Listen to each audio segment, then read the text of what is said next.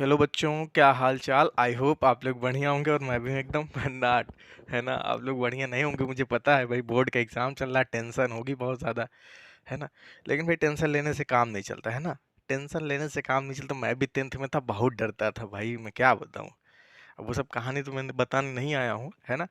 तो आप थंबनेल देख के जान ही गए होंगे कि मैं क्या पढ़ाने वाला हूँ आपको। हाँ जी, आज मैं आपको पढ़ाने वाला हूँ carbon and its compound, chapter 4 of class 10th। ठीक है।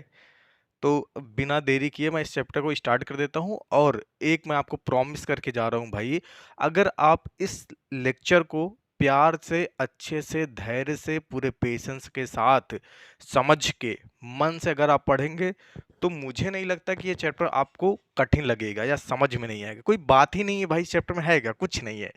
है ना। और ये चैप्टर का मैंने जो अभी चीज़ मतलब एक तरीका देखा कि भाई अच्छा इसको ऐसे पढ़ाया जा सकता है, वैसे पढ़ाया जा सकता है, बिल्कुल हलवा है।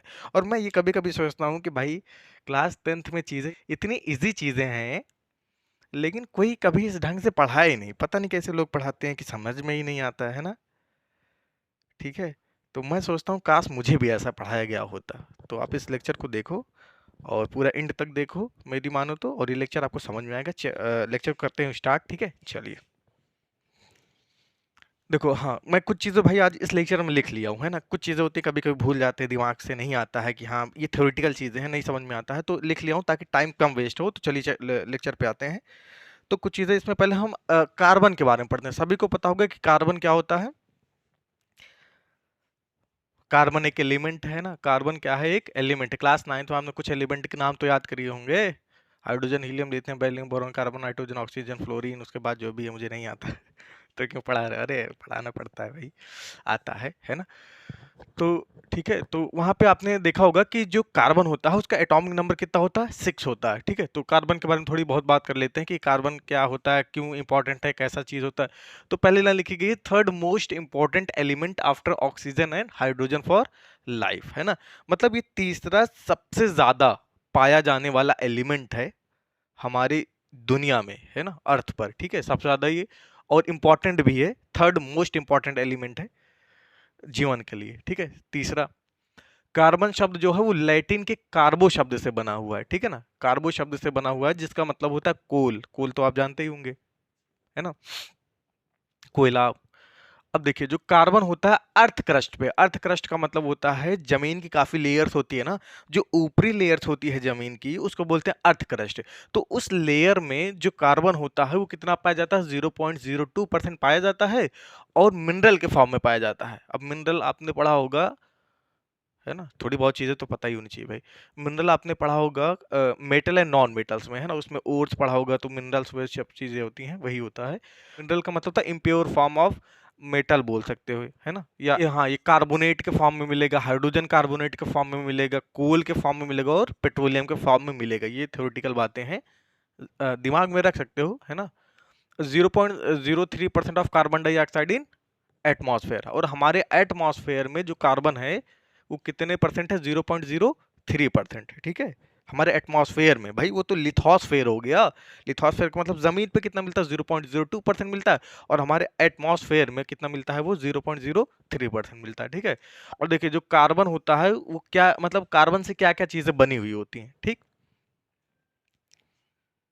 अगर आप ध्यान से देखोगे तो कार्बन से कितनी चीजें, फ्यूल जैसे हमारे पास एलपीजी, सीएनजी से चलती है ना, कुछ कारें होती हैं, और जैसे ऊड हो गया, पेट्रोलियम हो गया, ये सब चीजें क्या कहलाती हैं, फ्यूल। और जितने भी फ्यूल ये हमारे पास है, जितना हम जानते हैं जहां तक, वो फ्यूल कितने किससे बने होते हैं, कार्बन से बने होते हैं।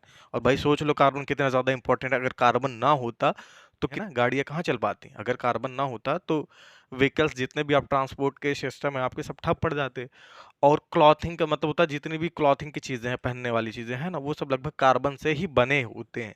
और देखो, पेपर, आपका जो भी पेपर होता है, कोई भी बुक्स है, कॉपी है, जो भी आपके पास जिस पे आप लिख रहे हो, पेपर जितने होते हैं कार्बन से, रबर कार्बन से, प्लास्टिक कार्बन से, लेदर, ड्रग्स, डाइज। ड्रग्स मतलब दवाइयों में भी आते हैं, ऐसा नहीं ड्रग्स जो आप समझ रहे हो, वो सब चीजें नहीं, वो तो होती ही हैं। और लेदर, है ना, ड्रग्स हो गया, डाइज हो गए, कलर्स मतलब जितने होते हैं डाई, और ये जितनी भी चीजें होती हैं कहीं ना कहीं सब कार्बन से बने हुई होते हैं। ठीक है। हाँ। तो बात ये है कि जो कार्बन है, कार्बन का एटॉमिक नंबर कितना होता है, 6 होता है। ठीक है भाई। और वो एक नॉन मेटल है, सभी को पता है ना। और जो इलेक्ट्रॉनिक वैलेंसी है ना, इलेक्ट्रॉनिक वैलेंसी, हाँ नहीं नहीं, इलेक्ट्रॉनिक कॉन्फ़िगरेशन, सॉरी, इलेक्ट्रॉनिक जो कॉन्फ़िगरेशन है कार्बन का, उसको जब आप बांटोगे तो 2,4 आएगा, है ना। आपने पढ़ा होगा, 9th में पढ़ा होगा इलेक्ट्रॉनिक कॉन्फ़िगरेशन, ठीक है। और देखिए, अब यहीं से बात शुरू होती है, एक्चुअल चैप्टर यहीं से आपका शुरू होता है ना, इलेक्ट्रॉनिक कॉन्फ़िगरेशन से आपका चैप्टर शुरू हो जाता है कि जो इलेक्ट्रॉनिक कॉन्फ़िगरेशन है वो 2,4 है। 2,4 का मतलब ये होता है कि इसका वैलेंस इलेक्ट्रॉन जो है वो 4 है। ध्यान से देखो भाई, जो वैलेंस इलेक्ट्रॉन है कितना, वो 4 है। वैलेंस इलेक्ट्रॉन 4 है, इसका मतलब ये है या तो ये 4 इलेक्ट्रॉन दे सकता है, ये 4 इलेक्ट्रॉन ले सकता है ना। भाई वैलेंस इलेक्ट्रॉन, तभी तो आपका कंपाउंड फॉर्म होता है, जो भी आपके फॉर्म होते हैं। जैसे आप, जैसे यहाँ पे है, मान लो जैसे NaCl है ना, यहाँ पे ध्यान से देखिए NaCl है, मान लो, है ना, NaCl है। तो Na का जो एटॉमिक नंबर होता है वो होता है 11 होता है, तो 2,8,1, और इसका जो एटॉमिक नंबर होता है 17 होता है, 2,8,7। ठीक। अगर ध्यान से देखोगे कि कंपाउंड इसलिए बनता है ताकि उसका ऑक्टेट कंप्लीट हो जाए। जैसे यहाँ पे क्या है, ये सोच रहा भी है, सोडियम ये सोच रहा है कि मैं कुछ ऐसा करूं कि मेरा ऑक्टेट कंप्लीट हो जाए। ऑक्टेट कंप्लीट का मतलब होता है उसके आउटर मोस्ट शेल में 8 इलेक्ट्रॉन हो जाए। आउटर मोस्ट शेल तो जानते ही होंगे ना, जैसे भैया ये के शेल है, ये एल शेल है, ये एम शेल है ना। अगर मैं स्ट्रक्चर बनाता हूँ, 9th में आपने पढ़ा होगा, जैसे ये मान लो न्यूक्लियस हो गया बीच में, ये हो गया एक शेल, ये हो गया दूसरी शेल, ये हो गई तीसरी शेल। तो तीसरी शेल मतलब के एल एम, तीसरी शेल कितनी है, एम, और एम में कितने इलेक्ट्रॉन है, एक इलेक्ट्रॉन है। तो मतलब सोडियम सोचता है या तो इसमें मेरे कितने इलेक्ट्रॉन हो जाए, 8 इलेक्ट्रॉन हो जाए, आउटर मोस्ट शेल में किसी भी तरीके से उसके पास 8 इलेक्ट्रॉन हो जाए, तो इसीलिए वो रिएक्शन करता है कि मुझे कहीं ना कहीं 8 इलेक्ट्रॉन मेरे आउटर मोस्ट शेल में चाहिए, और इसलिए वो रिएक्शन करने जाता है क्लोरीन में, है ना। ध्यान से देखिए अब क्या होता है ना, वो इसलिए रिएक्शन करता है। वो सब चीज़ें बात की हैं, अब मैं थोड़ी सी आपको शॉर्टकट में बताता हूँ, फिर उसको लेक्चर पे आता हूँ। बात ये है कि भाई सोडियम निकला और क्लोरीन निकला, दोनों लोग भाई बहुत ही नाराज थे। उनको नाराज़गी ये थी, भाई मुझे भी किसी भी तरीके से, मुझे नहीं, इनको दोनों को, है ना, इन दोनों को ये प्रॉब्लम है कि इनके आउटर मोस्ट शेल में 8 इलेक्ट्रॉन चाहिए, तो कैसे भी 8 इलेक्ट्रॉन चाहिए, ले दे के जैसा भी, है ना। तो क्लोरीन भी निकलता है, देखता है भाई क्लोरीन निकला और सोडियम भी निकला, है ना, बाग में दोनों लोग मिले, है ना, दोनों लोग बाग में मिले। उसके बाद क्लोरीन कहा भाई जब अगर मुझे एक इलेक्ट्रॉन मिल जाता ना, मेरी लाइफ सेट हो जाती। और सोडियम कह रहा हाँ भाई मुझे भी किसी तरीके से मेरे अगर आउटर मोस्ट शेल में 8 इलेक्ट्रॉन हो जाता तो मेरी भी लाइफ सेट हो जाती। तो दोनों लोग दिमाग लगाते हैं, दिमाग ये लगाते हैं कि भाई देख, अगर तू, क्लोरीन कहता है सोडियम से, है ना, भाई देख अगर तू अपना एक इलेक्ट्रॉन मुझे दे देगा, है ना, अपना एक इलेक्ट्रॉन अगर मुझे दे देगा तू, तो मेरे पास 8 इलेक्ट्रॉन हो जाएंगे आउटर मोस्ट शेल में, मुझे एक की आवश्यकता है। और अगर तूने एक इलेक्ट्रॉन निकाल दिया अपने अंदर से, है ना, तो कितने आउटर मोस्ट शेल में कितने इलेक्ट्रॉन हो जाएंगे, 8 इलेक्ट्रॉन हो जाएंगे। तू भी खुश, मैं भी खुश, मेरा भी ऑक्टेट कंप्लीट, तेरा भी ऑक्टेट कंप्लीट, और दोनों लोग मिलकर हम बना लेते हैं NaCl। बात समझ में आ रही है। तो इस प्रकार कंपाउंड आपका बनता है, और इसीलिए क्योंकि ये एक इलेक्ट्रॉन लूज किया है, इसीलिए इसके ऊपर चार्ज आता है Na+, और क्लोरीन एक इलेक्ट्रॉन लिया है, इसलिए इसके ऊपर चार्ज आता है Cl-। ठीक। तो ये तो बात की बात है ना। लेकिन इस चीज को जो हम समझने जा रहे हैं, समझना बहुत जरूरी था, तो मैंने आपको समझा दिया। आगे आते हैं यहाँ पे, ध्यान से देखिए यहाँ पे। हाँ, लेकिन दिक्कत ये है कि भैया कार्बन अजीब आदमी है ना, इसके आउटर मोशन में 4 इलेक्ट्रॉन है, या तो 4 इलेक्ट्रॉन कमा के लेके आए, या तो 4 इलेक्ट्रॉन दे दे, है ना। तो दिक्कत है कि कार्बन सोचता है कि भाई 4 इलेक्ट्रॉन अगर निकाल के दे दूं तो बड़ी दिक्कत होगी कि मैं 4 इलेक्ट्रॉन दूं कैसे, और 4 इलेक्ट्रॉन कमा के लाऊं। तो दोनों कहीं ना कहीं चीजें बराबर हैं, 4 इलेक्ट्रॉन कमा के लाना और 4 इलेक्ट्रॉन अपने अंदर से निकालना, दोनों चीजें बराबर है। लेकिन वो दे नहीं पाएगा, ना तो दे पाएगा ना तो ले पाएगा, है ना। बात समझ में आती है। क्यों, अब ये बात है कि क्यों भैया, कैन नॉट लॉस और गेन इलेक्ट्रॉन, ना तो ये इलेक्ट्रॉन दे पाएगा और ना तो इलेक्ट्रॉन ले पाएगा। ध्यान से समझिए, है ना। अब होता क्या है कि अगर इसका मैं स्ट्रक्चर बनाऊं, जो कार्बन हमारा है, कार्बन का अगर मैं स्ट्रक्चर बनाऊं, तो अगर मान लेते हैं ये हमारा न्यूक्लियस है, और न्यूक्लियस का एक यहाँ पे है आपका के शेल, और यहाँ पे है एल शेल, है ना, दो ही शेल है ना, दो, 2, कितना होता है यहाँ पे लिखा है ना, ये है 2,4। ठीक है, 2,4 मतलब इसके के शेल, शेल एक दो, मतलब के शेल में इसके 2 इलेक्ट्रॉन, न्यूक्लियस को थोड़ा बड़ा बना देते हैं, ठीक है, मतलब के शेल में इसके 2 इलेक्ट्रॉन है, और इसके एल शेल में कितने इलेक्ट्रॉन हैं, 4 इलेक्ट्रॉन, 1 2 3 और ये 4 इलेक्ट्रॉन। ठीक है। तो अगर मान लेते हैं कि अगर ये 4 इलेक्ट्रॉन गेन करता है, ध्यान से समझिए, मतलब ये तो है कि ना तो ये गेन करेगा ना तो ये लॉस करेगा, लेकिन अगर मान लेते हैं ऐसा क्यों करता है ना, कि ना तो गेन कर पाएगा ना तो लॉस कर पाएगा, तो इसी कारण को मैं यहाँ पे समझाता हूँ यहाँ पे कि ऐसा ये क्यों नहीं कर सकता, कि या दे भी नहीं सकता ले भी नहीं सकता, क्यों? ध्यान से देखिए, अगर मैं मानता हूँ कि ये 4 इलेक्ट्रॉन ले लिया, 4 इलेक्ट्रॉन किसी से ले लिया, तो इसके लास्ट वाले शेल में कितने इलेक्ट्रॉन हो जाएंगे? 4 तो है, 1 2 3 4, है ना? अब ध्यान से समझिए, अब ध्यान से समझिए, अब देखिए, अगर आप देखेंगे तो इसके पास इलेक्ट्रॉनों की संख्या कितनी है? अगर इलेक्ट्रॉनों की संख्या देखा जाए तो 8 इलेक्ट्रॉन है, और प्रोटॉन की संख्या कितनी होती है? वो कितनी है? 4 प्रोटॉन है, सॉरी 6 प्रोटॉन है। कितने हैं? 6 प्रोटॉन है। प्रोटॉन कैसे पता चलता है भाई? एटॉमिक नंबर जितना होता है उतना ही प्रोटॉन होता है, उतना ही इलेक्ट्रॉन होता है, तभी तो बैलेंस होता है आपका, है ना? जो एटम होता है, तो एटम के अंदर 8 इलेक्ट्रॉन आ गया और 6 प्रोटॉन आ गया, ठीक? ये है। अब ध्यान से देखिए, नहीं नहीं सॉरी, इलेक्ट्रॉनों की संख्या कितनी हो जाएगी? 10 हो जाएगी, सॉरी कितना हो जाएगी? 10। पहले तो 6 थी, है ना? 4 हमने कहीं से ले लिया तो 10 हो गई, अब प्रोटॉन 6 हो गया। पॉजिटिव चार्ज है। इस चीज़ में अगर देखा जाए कि यहाँ पर पॉजिटिव चार्ज कम है और नेगेटिव चार्ज ज़्यादा है, तो जो पॉजिटिव चार्ज और ये जो प्रोटॉन होता है यहाँ पे बैठा रहता है, ये बैठा रहता है, करता क्या है? ये करता कुछ ऐसे है, जैसे मैम जो होती है सेंटर में बैठ के, मैम सेंटर में बैठ के मान लो क्लास में हैं 20 बच्चे, है ना? 20 बच्चे हैं, तो अगर बच्चे कम हैं तो मैम बच्चों को संभाल लेंगे आराम से, है ना? या टीचर, अगर मैं हूँ, मान लो मैं ही क्लास में, तो अगर बच्चे वहाँ पे कम हैं तो मैं बच्चों को एक-एक इंडिविजुअल अच्छे से देख पाऊँगा कि भैया हाँ, तुम शोर कर रहे हो, ये कर रहे हो, अच्छा ये तुम राहुल का जो भी नाम जैसा भी है, ठीक है? मैं उसको होल्ड अच्छे से किया रहूँगा, है ना? लेकिन अगर कुछ बच्चे दूसरे भी क्लास के मेरे भी क्लास में चले आते हैं, मान लो दूसरे क्लास के बच्चे भी मेरी क्लास में चले आएँगे, तो मेरे लिए मुश्किल होगी उन बच्चों को बना के रखना, है ना? उन बच्चों को सँभालना मेरे लिए मुश्किल हो जाएगा, मुझे ज़्यादा एनर्जी चाहिए होगी और मैं अपनी एनर्जी को बढ़ा नहीं सकता। प्रोटॉन भैया, प्रोटॉन जो होता है न्यूक्लियस में छिपा रहता है ना? छिपा रहता है और पूरे न्यूक्लिय जो इलेक्ट्रॉन होते हैं, इलेक्ट्रॉन को पकड़ के रखता है। 6 प्रोटॉन, 6 इलेक्ट्रॉन को पकड़ के रखा हुआ है आराम से, है ना?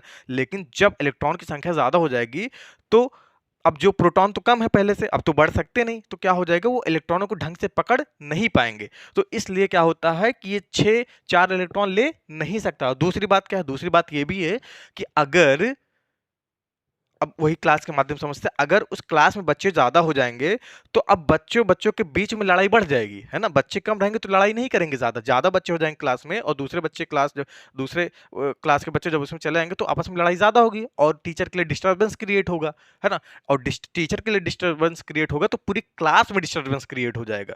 उसी प्रकार अगर प्रोटॉन तो 6 ही है आपका, प्रोटॉन तो 6 ही है, अगर 4 कहीं इलेक्ट्रॉन चले जाते हैं तो प्रोटॉन को संभालना एक तो मुश्किल हो जाएगा, दूसरी बात ये है कि जो इलेक्ट्रॉन इलेक्ट्रॉन है वो आपस में रिपल्शन करने लगेंगे। अब यहाँ पे रिपल्सन है, लड़ाई नहीं करेंगे कि भाई मुंह का मार दिए, मुंह तोड़ दिए, ठीक है? बात समझ में आ रही है? यहाँ पे क्या करेंगे, रिपल्शन करने लगेंगे, क्यों? क्योंकि पास पास इलेक्ट्रॉन हो गया ना, और पास पास इलेक्ट्रॉन हो गया तो क्योंकि आपको पता है लाइक चार्ज होते हैं रिपल करते हैं ना, रिपल करते हैं, तो जब वो पास पास हो जाएंगे तो लड़ेंगे आपस में, लड़ेंगे मतलब वो रिपल करेंगे, और रिपल करेंगे तो जो आपका एटम है ऐसे करेगा, ऐसे मतलब काँपता रहेगा, हिलता रहेगा, मतलब स्टेबल नहीं रहेगा। तो ये कारण है कि जो आपका कार्बन है वो 4 इलेक्ट्रॉन को ले नहीं सकता। ये तो बात हो गई कि क्यों ले नहीं सकता है। भाई, अब हम बात करते हैं कि भैया ये 4 इलेक्ट्रॉन देगा क्यों नहीं? है ना? मान लो नहीं ले सकता, दिक्कत है, नहीं कंट्रोल कर पाएगा, लेकिन दिक्कत प्रॉब्लम ये है कि ये 4 इलेक्ट्रॉन निकाल भी तो सकता है अपने अंदर से, डुप्लेट कंप्लीट कर ले। डुप्लेट का मतलब होता है ऑटोमोशियल में 2 इलेक्ट्रॉन को बोलते हैं डुप्लेट, 8 इलेक्ट्रॉन को बोलते हैं ऑक्टेट, ठीक है? तो अभी हम बात करते हैं कि भैया ये अपने अंदर से 4 इलेक्ट्रॉन को निकाल क्यों नहीं सकता है ना? अपने अंदर से ये 4 इलेक्ट्रॉन को निकाल दे तो हाँ, देखो भाई, होता क्या है, जैसे मैं कहूँ कि आपके पास साइंस की 4 किताबें हैं, ठीक है ना? आपके पास साइंस की 4 किताबें हैं, है ना? तो मैं कहता हूँ कि भाई 4 किताब तो एक बार में आप पढ़ नहीं पाओगे, है ना? किताब नंबर 1, किताब नंबर 2, तो मैं कहता हूँ भाई 1 किताब दे दो ना प्लीज़ यार। मतलब कोई माँगा आपसे, कहा कि भाई 1 किताब दे दो, ठीक है, मैं पढ़ के आपको वापस कर दूँगा। तो कहोगे हाँ भाई ठीक है, मेरे पास 3 किताब है, चलो दे देता हूँ। दिक्कत होगी देने में, आपको प्रॉब्लम होगी, ऐसा लग मतलब खींच ज़बरदस्ती लेगा ना, आपका मन मन तो नहीं होता है किसी का देने का, ठीक है ना? तो इसका मन नहीं रहेगा, लेकिन हाँ, मतलब दे देगा, ठीक है भाई मेरे पास 3 है। तो भाई एक दूसरा इंसान आया, दूसरा बच्चा आया, क्या भाई बहुत गरीब हूँ भाई, बहुत गरीब हूँ भाई, मुझे एक किताब दे दो ना।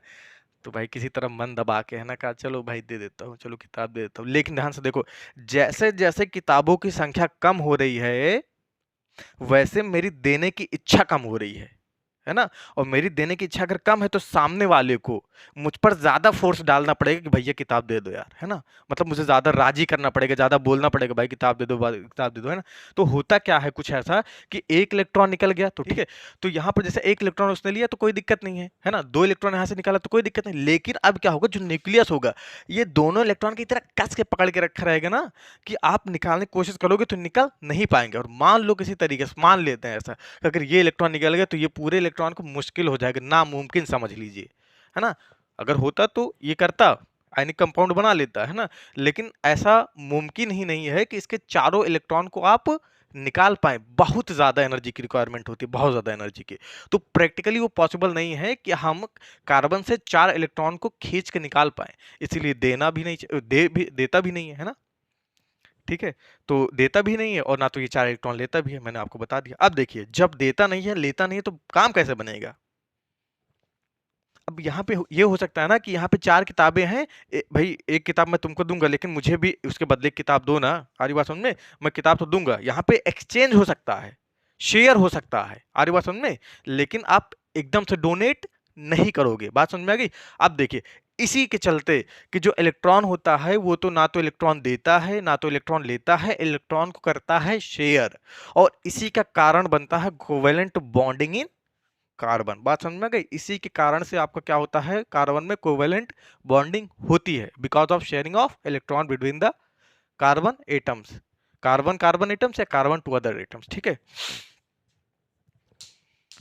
है अब हम पढ़ते हैं कि कोवेलेंट बॉन्ड कार्बन में होता क्या है और यहीं में साथ साथ मैं आपको यह भी बता दूंगा कि आयनिक कंपाउंड आयनिक बॉन्ड क्या होता है ठीक है ना कोवेलेंट कंपाउंड मतलब कोवेलेंट बॉन्ड से बना हुआ कंपाउंड कोवेलेंट कंपाउंड बोलेंगे आयनिक बॉन्ड से फॉर्म हुआ जो आपका कंपाउंड होगा उसको आयनिक कंपाउंड बोलेंगे ठीक चलिए इसको हम मिटाते हैं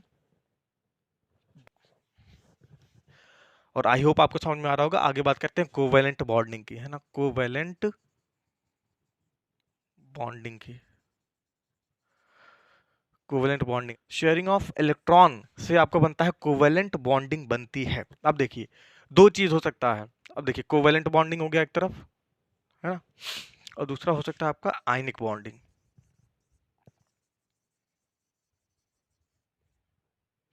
ये क्या होता है डोनेटिंग ऑफ इलेक्ट्रॉन या लूजिंग लूजिंग और गेनिंग ऑफ इलेक्ट्रॉन से क्या होता है गेनिंग ऑफ इलेक्ट्रॉन ठीक है ना अब ध्यान से देखिए यहाँ पे क्या है लॉसिंग और गेनिंग है ना लॉसिंग और गेनिंग यहाँ पे ध्यान से देखिए अगर हम पैसे के मामले में बात करें तो एक होता है पैसा उधार देना है ना एक होता है पैसा उधार देना पैसा यहाँ पे इलेक्ट्रॉन को समझो अगर आप पैसा उधार देते हो तो बाद में लोगे है ना तो पैसा अगर आप उधार दे रहे हो मतलब आप शेयर कर रहे हो उसको आप शेयर कर रहे हो ना तो अगर आप पैसे को उधार दे रहे हो तो मतलब वहां पे covalent bonding sharing of electron हो रहा है और अगर आप पैसे को दान दे रहे हो कहने का मतलब है आयनिक बॉन्डिंग होगा कैसे होगा ध्यान से देखिए कोवेलेंट बॉन्डिंग जैसे पहला होता है कोवेलेंट बॉन्डिंग एक एग्जांपल लेते हैं जैसे हाइड्रोजन में है ना तो हाइड्रोजन हाइड्रोजन ठीक इसके पास भी एक इलेक्ट्रॉन है इसके पास भी एक इलेक्ट्रॉन है बात समझिए शेयरिंग ऑफ इलेक्ट्रॉन की बात कर रहे हैं इलेक्ट्रॉन शेयर करना है ठीक है ना तो हाइड्रोजन हाइड्रोजन दौड़ते दौड़ते मिलते हैं भैया आपस में हवाओं में उड़ते उड़ते मिलते हैं कहते हैं हाइड्रोजन भाई हाइड्रोजन मतलब दो हाइड्रोजन आपस में मिलते हैं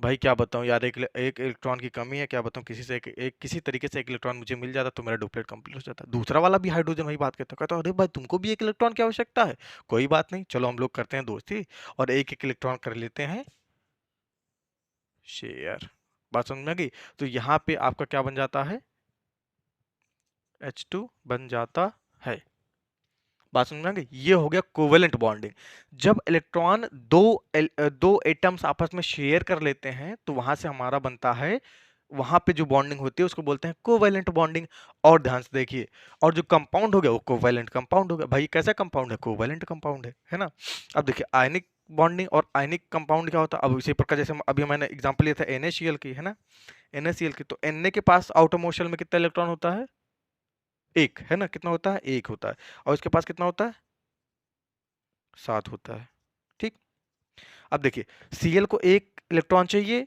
और अगर ये एक इलेक्ट्रॉन शेयर कर ले तो इसके भी आउटर मोशन में 8 इलेक्ट्रॉन और अगर ये एक इलेक्ट्रॉन पा जाए तो इसके आउटर मोशन में एक इलेक्ट्रॉन तो ये एक इलेक्ट्रॉन को दे देता है, तो यहाँ से हमारा क्या बन जाता है, NaCl, है ना। और इस पे प्लस चार्ज, इस पे नेगेटिव चार्ज, मैंने बताया क्योंकि एक इलेक्ट्रॉन दिया है तो इस पे प्लस चार्ज आ जाएगा, और इस पे क्लोरीन पे नेगेटिव चार्ज, है ना। क्योंकि जो इलेक्ट्रॉन होता है वो माइनस होता है, तो एक इलेक्ट्रॉन ये ले लिया तो इसके ऊपर एक माइनस ज्यादा बढ़ गया, मतलब 1 रुपए उधार लिया तो उधार का साइन बढ़ गया, इसने 1 रुपए दिया किसी को तो प्लस वाला साइन इसके ऊपर है। तो ये चीज होती है NaCl, ठीक। ये हो गया आपका आयनिक बॉन्डिंग, और ये हो गया आपका कोवेलेंट, सॉरी ये हो गया आपका कोवेलेंट बॉन्डिंग, ये हो गया आयनिक बॉन्डिंग, है ना। अब देखिए थोड़ी सी बात करते हैं आगे, इसी चैप्टर में आपको पढ़ना है बॉन्ड के बारे में, है ना। बॉन्ड कितने प्रकार के होते हैं, टाइप्स ऑफ बॉन्ड, है ना।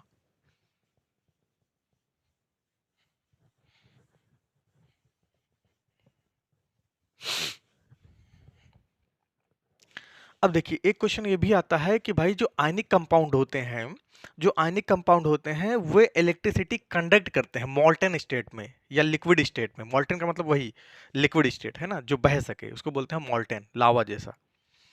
और जो कोवेलेंट कंपाउंड होते हैं वो इलेक्ट्रिसिटी कंडक्ट नहीं करते हैं। ऐसा क्यों है, देखिए जो कोवेलेंट कंपाउंड होते हैं उनके पास कोई फ्री इलेक्ट्रॉन नहीं है ना।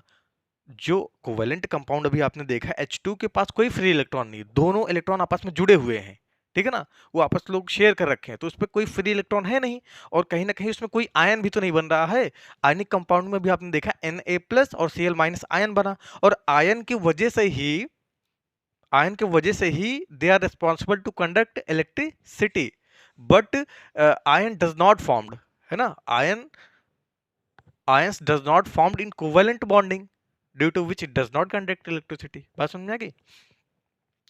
तो ये चीज है, मतलब क्वेश्चन पूछा जाता है कि कोवेलेंट में क्यों ये लोग इलेक्ट्रिसिटी कंडक्ट नहीं कर सकते हैं, आयनिक में करते हैं। आयनिक में फ्री इलेक्ट्रॉन होता है, फ्री इलेक्ट्रॉन का मतलब होता है आयन फॉर्म करते हैं, आयन ही रिस्पॉन्सिबल होते हैं इलेक्ट्रिसिटी कंडक्ट के लिए, तो इलेक्ट्रिसिटी कंडक्ट कराते हैं। कोवेलेंट में फ्री इलेक्ट्रॉन होते ही नहीं है, आयन बनता ही नहीं है, आयन बनता ही नहीं है, तो कहाँ से इलेक्ट्रिसिटी कंडक्ट होगा, ठीक। अब बात करते हैं कि हाँ टाइप्स ऑफ बॉन्डिंग की, टाइप्स ऑफ बॉन्डिंग।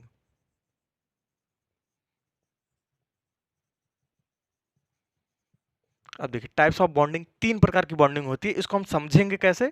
देखिए पहले मैं H2 की कुछ बात करता हूं, है ना, ठीक। H2 की बात करता हूं, फिर मैं बात करता हूं O2 की, फिर बात मैं करता हूं N2 की, है ना। आप ध्यान से देखिए, अगर H2 की बात करूं तो H2 का भी आपने देखा था कि भाई H2 नहीं, यहाँ Cl2 भी हो सकता है, दूसरा Cl2 भी हो सकता है ना। अब ध्यान से देखिए H2 की बात अगर करोगे तो इसके पास एक इलेक्ट्रॉन, इसके पास एक इलेक्ट्रॉन, दोनों लोगों ने शेयर कर लिया, बन गया आपका ये। ध्यान से देखिए, है ना। अब क्या होता है, यहीं से हमें कहीं ना कहीं टाइप्स ऑफ बॉन्डिंग समझ में आएगी कि मतलब सिंगल बॉन्ड क्या होता है, डबल बॉन्ड क्या होता है, और ट्रिपल बॉन्ड क्या होता है, ठीक है। अब ध्यान से देखिए यहाँ पे 2 इलेक्ट्रॉन आपस में शेयर किए गए हैं, तो कहीं ना कहीं इनको क्या बोला जाता है, इलेक्ट्रॉन पेयर बोला जाता है। क्या बोला जाता है, इलेक्ट्रॉन पेयर। और इन्हीं दोनों इलेक्ट्रॉन को एक ऐसी लाइन से मिला देते हैं, तो देखिए ये दो, एक इलेक्ट्रॉन पेयर ने एक बॉन्ड को जन्म दिया, एक इलेक्ट्रॉन पेयर ने एक बॉन्ड को जन्म दिया, है ना, एक ऐसी लाइन जैसी, और इसी को क्या बोला गया, सिंगल बॉन्ड बोला गया। क्या बोला गया इसको, सिंगल बॉन्ड बोला गया। बात समझ में आ गई। एक इलेक्ट्रॉन पेयर से एक सिंगल बॉन्ड यहाँ पे बन गया। अगर 2 इलेक्ट्रॉन पेयर होंगे, ध्यान से देखिए Cl2 में भी ऐसा होगा, करके देख लीजिएगा भाई, है ना। Cl2 क्या होगा, जैसे इसके पास भी 1 2 3 4 5 6 7, 1 2 3 4 5 6 7, है ना। ये क्लोरीन हो गया, इसके पास 7 इलेक्ट्रॉन इसके पास। अब देखिए क्लोरीन ने यहाँ ऐड कर लिया, क्लोरीन ने यहाँ ऐड कर लिया, इसलिए इससे बन गया Cl2, यहाँ पे सिंगल बॉन्ड है, मतलब Cl सिंगल बॉन्ड। और यहाँ कैसे करोगे, देखो हाइड्रोजन हाइड्रोजन सिंगल बॉन्ड, ठीक है। अगर O2 की बात करें तो O2 में कैसे होता है भाई, O2 में ध्यान से देखिए, O2 के पास कितना होता है, इसका होता है एटॉमिक नंबर 8, है ना। 8 हो गया तो 2,6, इसका होता था कितना, इसका होता था 1, तो एक ही इलेक्ट्रॉन हो गया। इसके आउटर मोशन में एक इलेक्ट्रॉन है ना, इसके आउटर मोशन में कितना, 6 इलेक्ट्रॉन है, तो 1 2 3 4 5 6, है ना, ये 2 इधर कर दो।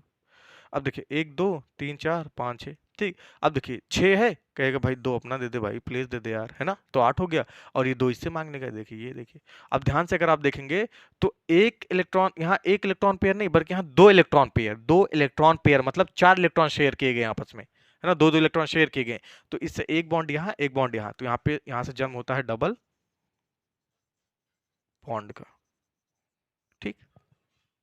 यहाँ से जन्म होता है डबल बॉन्ड का। अब ध्यान से देखिए यहाँ पे इसका एटॉमिक नंबर होता है 7, मतलब 2, मतलब 2, 5, मतलब आउटर मोशन में कितने इलेक्ट्रॉन, 1 2, देखिए 1 2 3 4 5, 1 2 3, थोड़ा बड़ा बना देते हैं, है ना, देखिए 1 2, है ना। अब देखिए 5 है, 3 इसका ये शेयर कर लेगा, ठीक है ना, और 5 है, 3 इसका शेयर कर लेगा, यहाँ से जन्म होता है आपका ट्रिपल बॉन्ड का, बॉन्ड। ठीक है, चलिए भाई, है ना, तो लेक्चर को करते हैं यहीं पे समाप्त। तब तक के लिए जय हिंद, जय भारत, वंदे मातरम।